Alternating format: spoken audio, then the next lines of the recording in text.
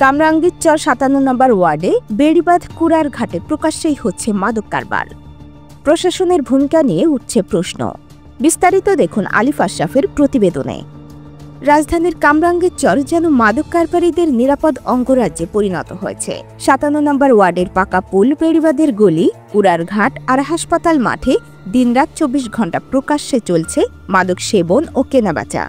স্থানীয়রা ক্ষোভ প্রকাশ করে জানিয়েছেন, পুলিশের উপস্থিতিতেও নেশাখোররা নির্ভয়ে মাদক গ্রহণ করছে। সূত্র জানায়, নদীর পার হয় কেরানীগঞ্জ থেকে নৌপথে সহজে মাদক আনা না হয়। সারা রাত ধরে আসে মাল, দুপুরেও আনাগোনা থামে না। এই পরিস্থিতিতে সাধারণ মানুষ আতঙ্কে ভুগছেন। তরুণ প্রজন্মকে প্রতিদিন ধ্বংসের পথে ঠেলে দেওয়া হচ্ছে। কামরাঙ্গীর চর থানার ওসি আমিনুল ইসলাম জানান, মাদক দমনে নিয়মিত অভিযান চলছে। তিনি বলেন, প্রতি মাসে ৭ থেকে ৮টি মামলা হচ্ছে মাদক নিয়ে। আমরা সর্বোচ্চ চেষ্টা চালাচ্ছি। পুলিশ তো নজর দেয় সবসময়, ধরা হচ্ছে মামলা প্রতি মাসে ৮টা 10টা হচ্ছে আমাদের। এখন যদি সাহায্য করে আমাদের, তাহলে তো আরো আমরা একটু তার গোপন থেকে কাজ করতে পারি।